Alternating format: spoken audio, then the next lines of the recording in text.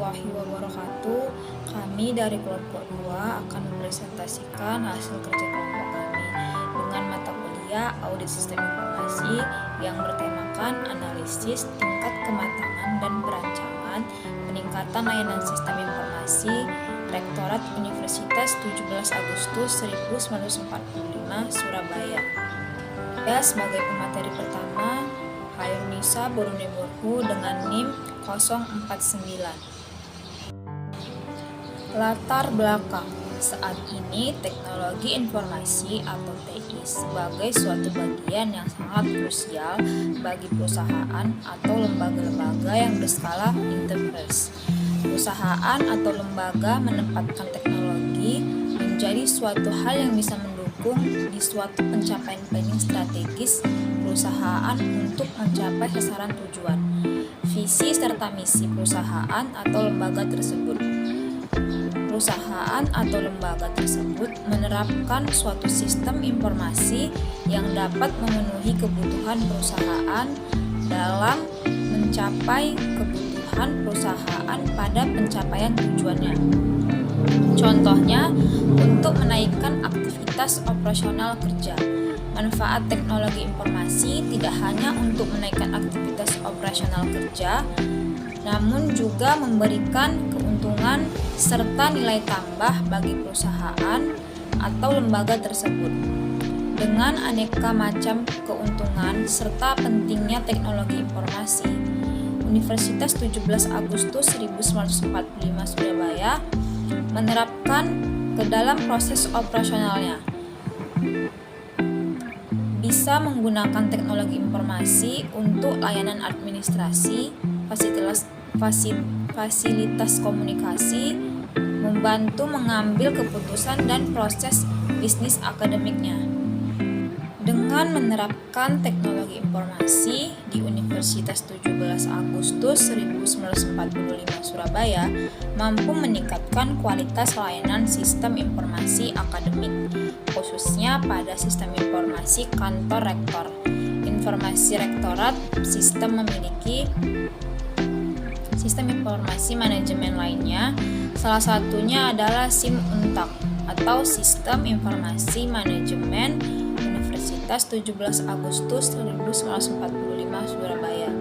Dalam penelitian ini, penulis memilih SIM Untak sebagai bahan penelitian mereka.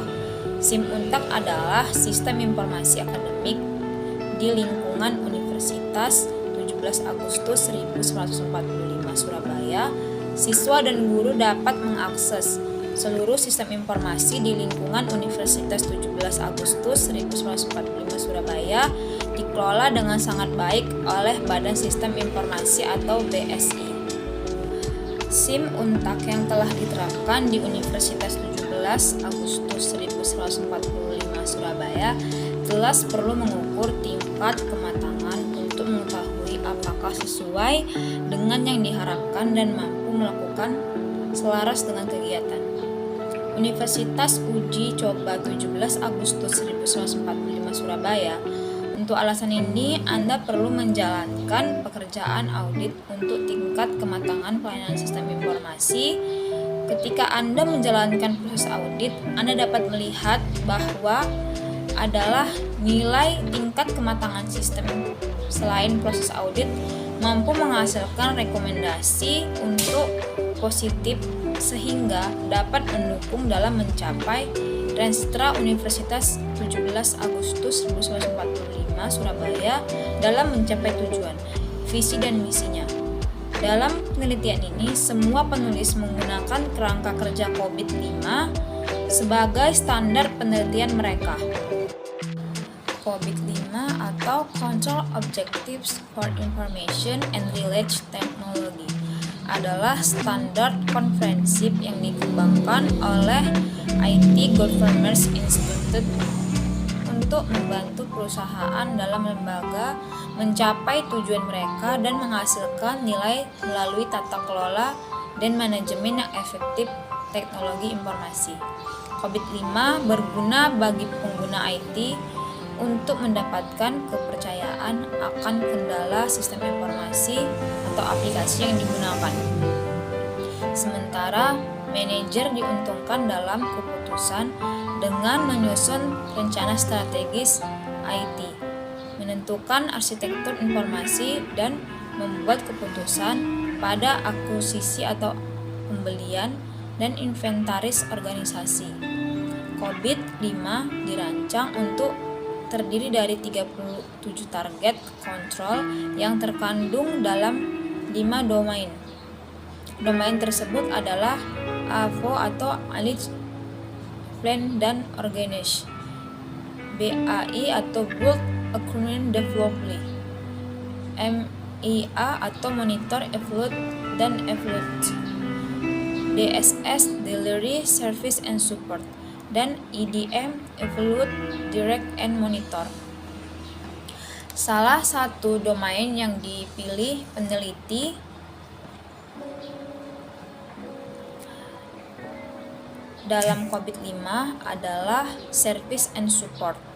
Di sini, audit sistem informasi berperan dalam mengukur tingkat kematangan dan menghasilkan rekomendasi positif sehingga dapat mendukung pencapaian Renstra Universitas 17 Agustus 1945 Surabaya dalam mencapai tujuan, visi, dan misi.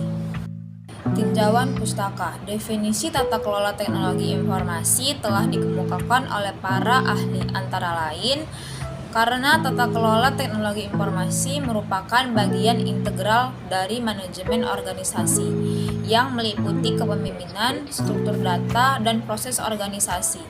Hal ini untuk memastikan bahwa teknologi informasi organisasi dapat digunakan untuk memelihara dan memperluas strategi dan tujuan organisasi. Berdasarkan penjelasan di atas, tata kelola teknologi informasi dapat diartikan sebagai bagian dari suatu organisasi yang terdiri dari teknologi informasi dan proses yang menyelaraskan strategi teknologi informasi dan strategi organisasi.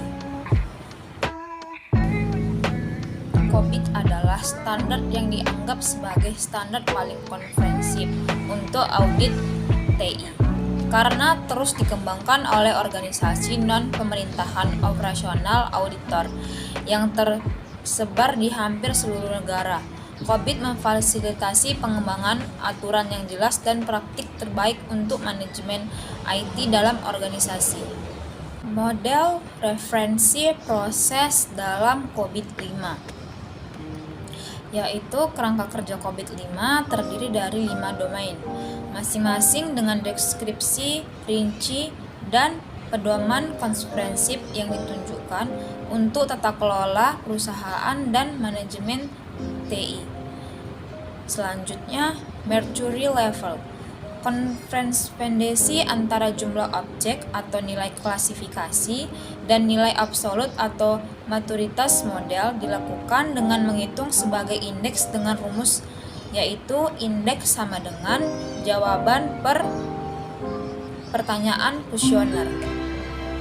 Kemudian untuk standar tingkat kematangan yang dijadikan standar model Mercury merujuk pada dokumen ISA CAS. Selanjutnya akan dilanjutkan oleh pemateri kedua. Baik, pemateri kedua saya, nama Muhammad Habib, NIM 050, akan menjelaskan tentang metode penelitian dari jurnal tersebut, yaitu yang pertama alur penelitian. Alur yang digunakan oleh peneliti dalam melakukan penelitian ini dapat dilihat pada gambar. Nah, seperti yang kita lihat, gambar tersebut itu yang pertama mencari rumusan masalah, dan yang kedua pengumpulan data sekunder atau studi literatur, kemudian pemilihan domain COBIT 5 yaitu A, PO, dan DSS, kemudian pengumpulan data primer seperti observasi, wawancara, kuesioner. Nah, kemudian pengolahan data, setelah itu analisa tingkat kematangan, setelah itu verifikasi hasil, dan yang kemudian rekomendasi, maka sistem selesai. Yang kedua yaitu desain penelitian. Nah, penelitian ini menggunakan metode kualitatif dengan objek penelitian alam. Objek penelitian alam berarti objek yang belum dimanipulasi dan tidak dibangun oleh peneliti. Untuk memenuhi persyaratan BSI, topik penelitian BSI terkait dengan manajemen teknologi informasi. Selain subjek penelitian, ada juga subjek penelitian. Subjek penelitian adalah orang yang melakukan di BSI, yang dalam penelitian ini menjadi narasumber atau responden. BSI yaitu Badan Sistem Informasi. Nah, yang ketiga yaitu metode pengumpulan data. Metode pengumpulan data dalam penelitian ini di bawah Badan Sistem Informasi menggunakan dua sumber data untuk memverifikasi, yaitu yang pertama data primer. Nah, data yang diperoleh langsung di lapangan saat peneliti melakukan observasi, melakukan wawancara, dan menyebarkan kuesioner kepada pegawai Badan Sistem Informasi. Tahapan pengumpulan sumber data primer dijelaskan di bawah ini. Yang pertama, observasi dilakukan peneliti pada ruang lingkup Badan Sistem Informasi yang ada di Universitas 17 Agustus 1945 Surabaya. Nah, yang kedua, wawancara dilakukan peneliti kepada salah satu staf internal BSI. Narasumber diberi pertanyaan yang berfokus pada domain Alignment, Plan and Organize atau APO dan Decision Support System atau DSS. Yang ketiga yaitu kuesioner diberikan kepada mahasiswa-mahasiswa teknik informatika. Pertanyaan yang dibuat pada kuesioner mengacu pada perangka kerja COVID-5 dengan domain Alignment, Plan and Organize atau APO dan Decision Support System atau DSS. Nah, yang kedua data sekunder diperoleh dari kajian pustaka yang berhubungan dengan tata kelola teknologi informasi. Data sekunder digambarkan pada studi literatur. Studi literatur dilakukan dengan mempelajari teori-teori yang berkaitan tata kelola teknologi informasi dan COVID-5. Teori-teori tersebut berasal dari buku, jurnal, artikel, dan penelitian-penelitian terdahulu yang mendukung artikel ini. Nah, yang keempat yaitu menentukan lokasi penelitian. Dalam penelitian ini, peneliti melakukan penelitian di lokasi yaitu Badan Sistem Informasi Universitas 17 Agustus 1945 Surabaya. Posisi tersebut dipilih karena BSI merupakan administrator layanan sistem informasi di lingkungan Universitas 17 Agustus 1945 Surabaya. Baik, saya akan melanjutkan metode dalam jurnal tersebut. Yang kelima yaitu menentukan responden. Responden adalah orang yang memberikan data untuk dianalisis dengan cara menjawab kuesioner. Nah, pada tabel ini rincian dari jumlah responden yang diambil untuk penelitian. Nah, bisa kita lihat yang pertama yang sebagai responden yaitu mahasiswa Universitas Surabaya 17 Agustus 1945. Nah, jumlah respondennya terdiri dari 74 mahasiswa. Dan yang kedua yaitu dosen informatika Universitas Surabaya 17 Agustus 1945 yang bersekitar 13 jumlah responden untuk dosen. Yang ketiga yaitu staf BSI yang berjumlah 13. Nah, kemudian yang keenam yaitu menentukan instrumen penelitian. Alat penelitian adalah alat yang digunakan peneliti untuk mengumpulkan data serta menjawab masalah penelitian. Nah, instrumen yang digunakan dalam penelitian ini adalah kuesioner atau kuesioner. Penelitian ini menggunakan kuesioner yang disusun dengan alternatif pilihan jawaban. Pengukuran kuesioner menggunakan skala Likert. Skala Likert menjadi variabel acuan yang terbagi dalam indikator yang digunakan untuk mengukur sikap, opini, dan persepsi dari orang. Nah, skala Likert dapat menjadi seperti yang dijelaskan pada tabel berikut ini. di mana tabel ini menjelaskan ketentuan kode alternatif jawaban kuesioner berdasarkan skala Likert.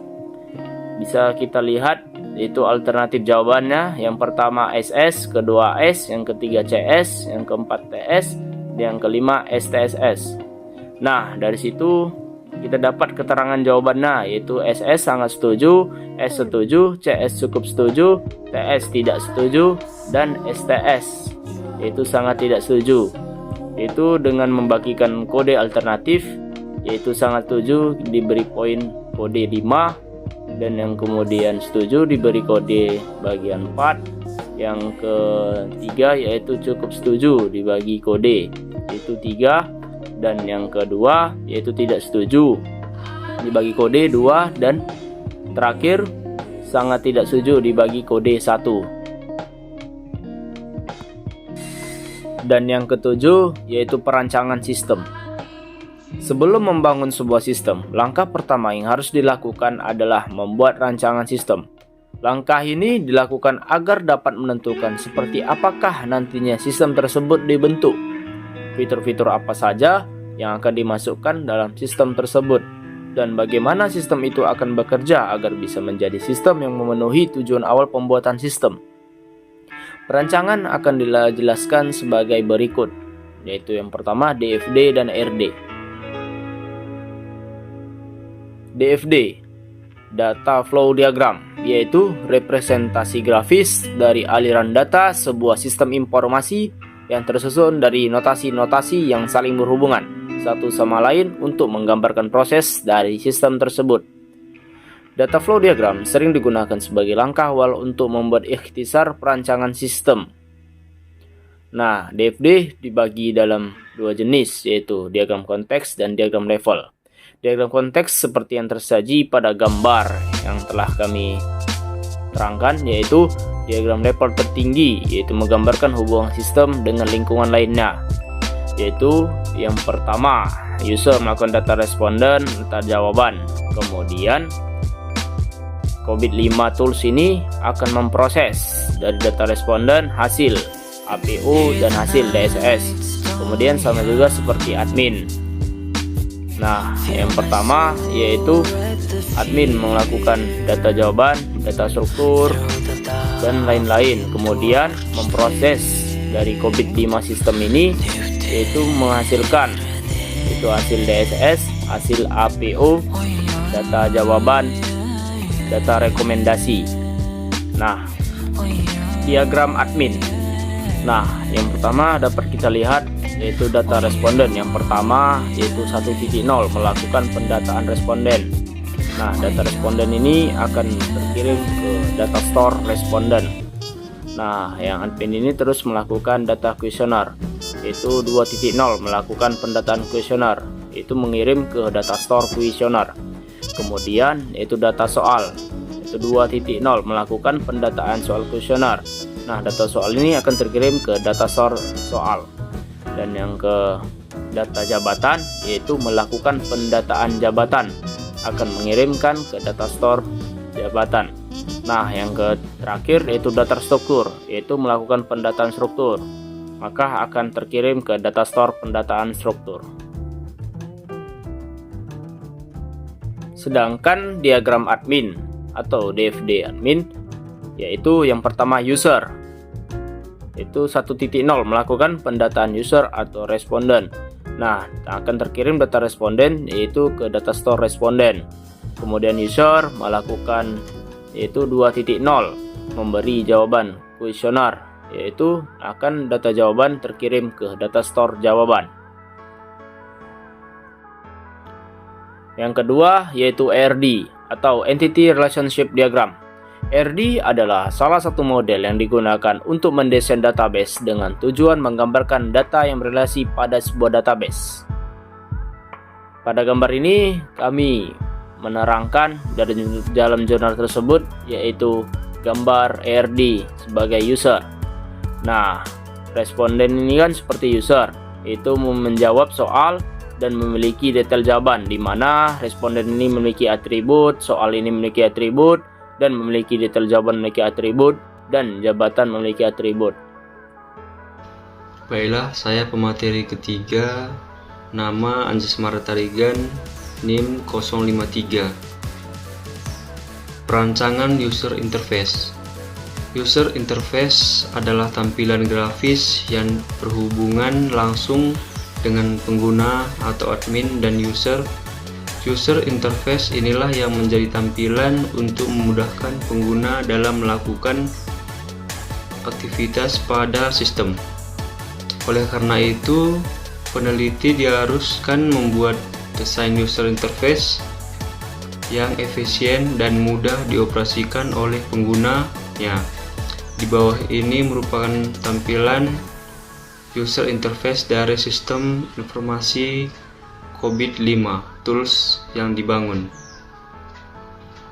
Yang pertama adalah tampilan login admin, selanjutnya tampilan dashboard admin, tampilan menu responden admin, tampilan menu jabatan admin, tampilan menu struktur admin, tampilan menu kuesioner admin. Selanjutnya adalah tampilan menu soal admin, tampilan menu rekomendasi admin, tampilan menu jabatan soal admin, tampilan menu artikel admin, tampilan menu hasil admin. Selanjutnya, tampilan login user, tampilan menu kuesioner user, tampilan menu action jawab user, tampilan menu artikel user, dan terakhir adalah tampilan menu struktur user.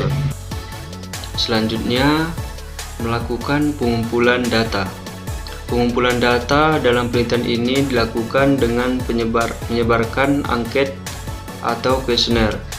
Angket yang digunakan dalam penelitian ini yakni angket tertutup. Angket tertutup merupakan angket yang berisi pertanyaan atau pernyataannya, tidak memberikan kebebasan pada responden untuk memberikan jawaban dan pendapatnya sesuai dengan pengetahuan mereka.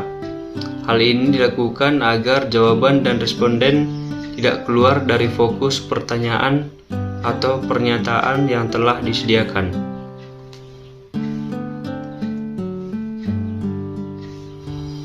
Selanjutnya, melakukan verifikasi hasil. Tahap selanjutnya yakni audit data. Dalam tahap ini, peneliti melakukan verifikasi hasil pengukuran tingkat kematangan dengan menggunakan sistem informasi COVID-5 tools yang telah dibangun sebelumnya. Tahapan yang dilakukan peneliti dalam melakukan tahap tersebut yakni 1. Peneliti menginputkan data responden ke dalam sistem informasi COVID-5 tools. 2. Peneliti menginputkan soal berdasarkan domain dari APO dan DSS ke dalam sistem informasi COVID-5 tools. Sistem akan melakukan pengolahan dan perhitungan data jawaban dengan rumus sesuai dengan metode yang digunakan, yakni metode nilai absolut atau model maturity. Dilakukan dengan cara melakukan perhitungan dalam bentuk indeks dengan rumus seperti pada persamaan 1. Yang terakhir, sistem akan mengeluarkan hasil dalam bentuk radar chart sesuai dengan hasil perhitungan pada setiap domain yang telah kaitkan. Domain dalam hal ini adalah domain APO dan DSS yang ada pada framework COVID-5. Selanjutnya, rekomendasi. Rekomendasi dapat dibuat berdasarkan dari hasil kuesioner dari masing-masing domain. Setiap domain memiliki beberapa daftar pertanyaan. Di dalam daftar pertanyaan terdapat 5 skala yang pada masing-masing skalanya memiliki sebuah rekomendasi perbaikan maupun peningkatan. Baik, saya Rehanel Jannah dengan NIM 065 akan melanjutkan presentasi selanjutnya. Nah, di sini saya akan membahas hasil dan pembahasan. Nah, hasil pengukuran tingkat kematangan.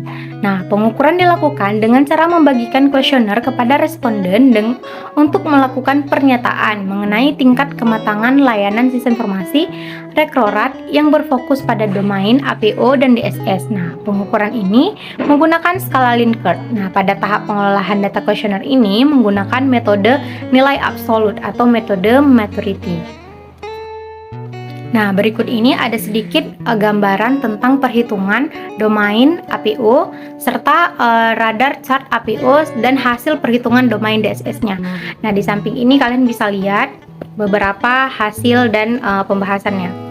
Nah, kemudian ada analisis kesenjangan gap. Nah, pada tahap sebelumnya telah diperoleh hasil pengukuran tingkat kematangan dengan tingkat kemampuan saat ini dan tingkat kemampuan yang diharapkan, maka langkah selanjutnya penulis harus mengetahui tingkat kesenjangan di antara keduanya.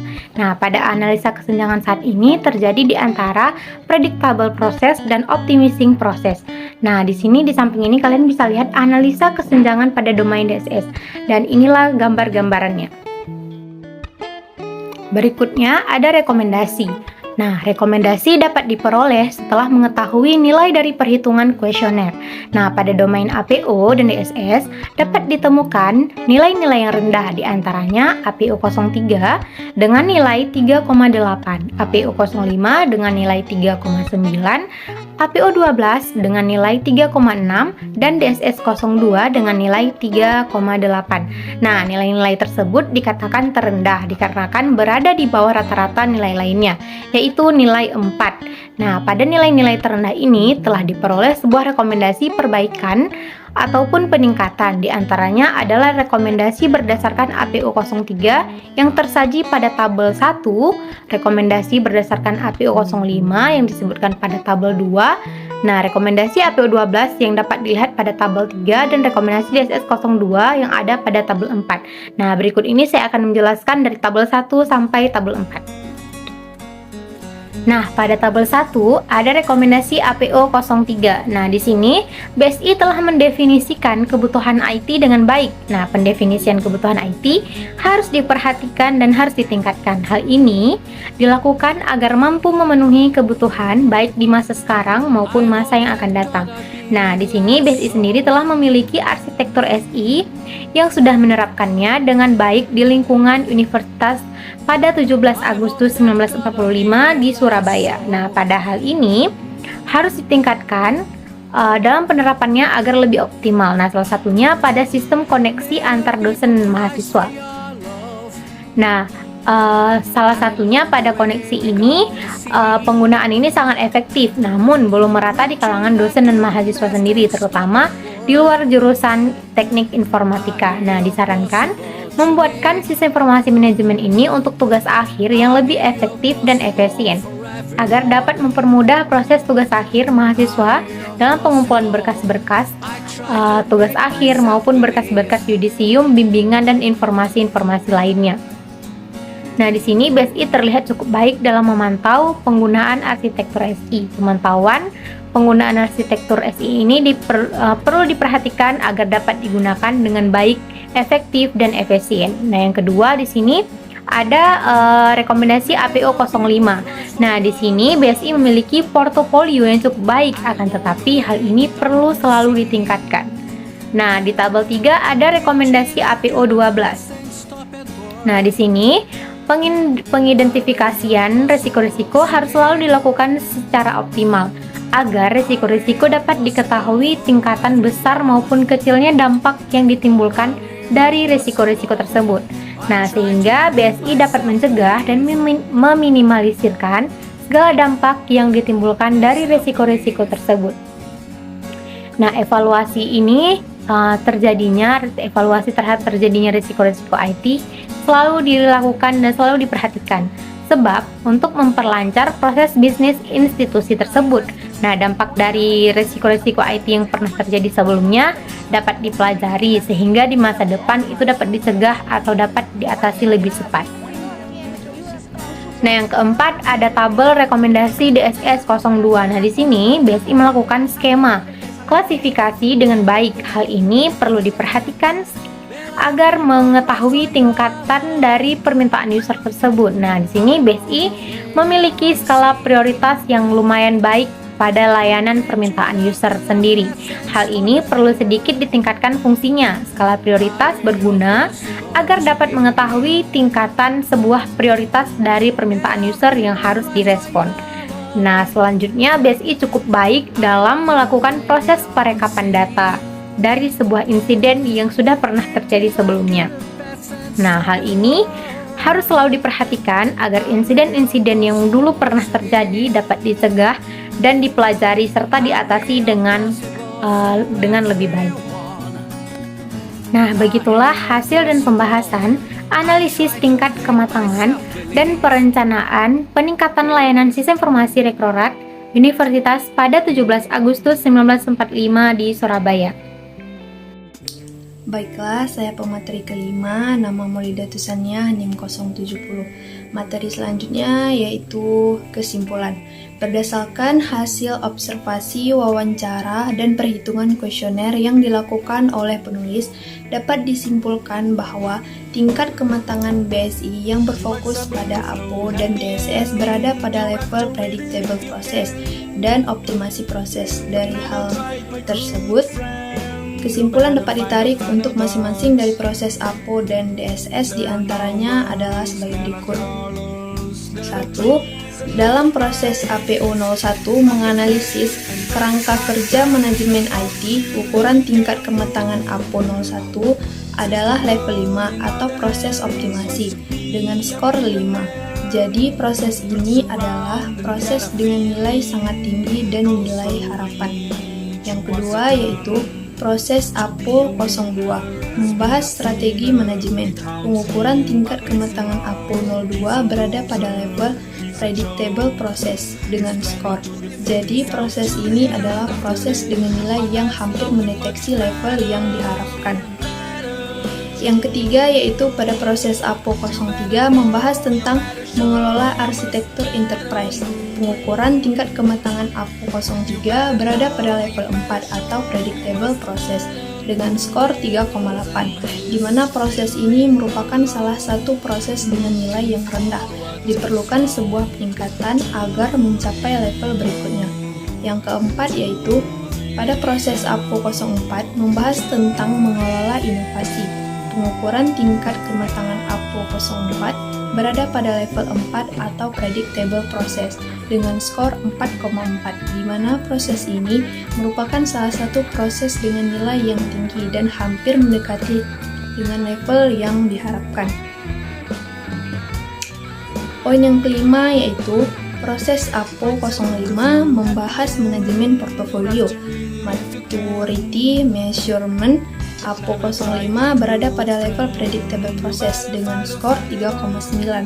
Jadi proses ini merupakan salah satu proses dengan skor rendah. Yang keenam yaitu pada proses APO 06 on budget management dan pada biaya investasi TI dibahas. Pengukuran tingkat kematangan APO 06 berada pada level predictable process dengan skor 3, di mana proses ini merupakan salah satu dari proses dengan nilai tinggi dan hampir mendekati level yang diharapkan. Yang ketujuh yaitu APO 07 menganalisis pengelolaan sumber daya manusia. Pengukuran tingkat kematangan untuk APO 07 adalah level predictable process dengan skor 5. Jadi, proses ini adalah proses dengan nilai tinggi dan hampir mendekati nilai harapan. Yang ke-8 yaitu proses APO 08 membahas relationship management di maturity measurement. APO 08 berada pada level 5 atau proses optimasi dengan skor 6. Jadi, proses ini merupakan proses dengan skor tinggi dan hampir sesuai dengan yang diharapkan. Yang ke-9 yaitu proses APO 09 membahas cara mengelola kontrak layanan. Pengukuran tingkat kematangan APO 09 adalah level predictable process dengan skor.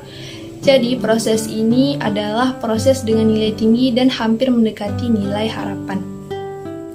Yang ke-10 yaitu proses APO 10 mencakup untuk manajemen pemasok.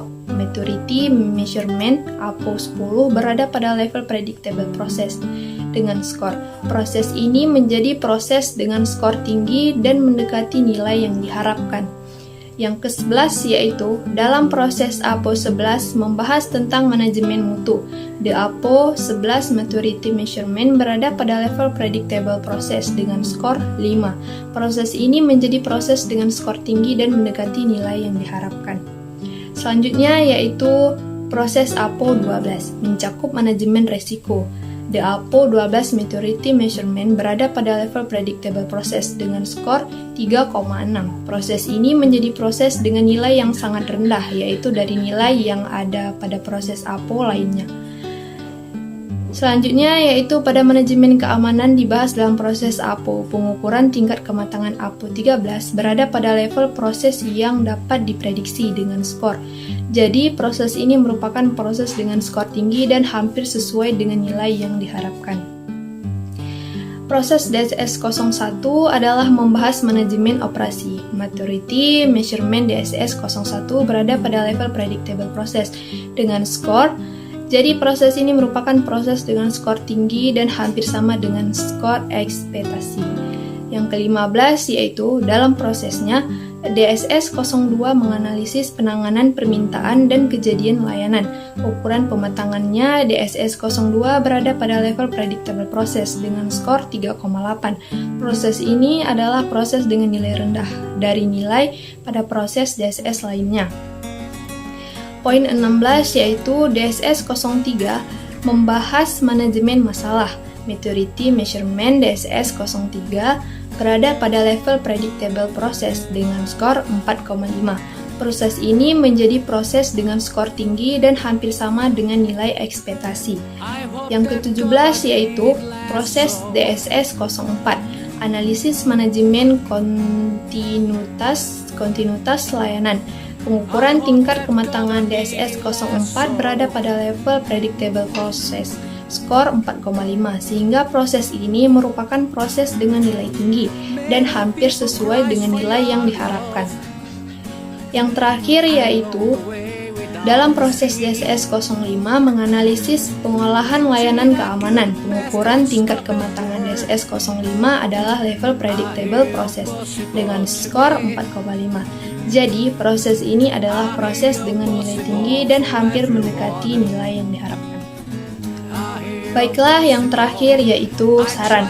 Mengenai beberapa saran yang dapat penulis berikan pada penelitian ini, yaitu berdasarkan hasil tingkat kematangan yang diperoleh, bahwa sebuah peningkatan, pengawasan, dan penerapan sangat perlu dilakukan secara optimal terhadap semua proses APO dan DSS.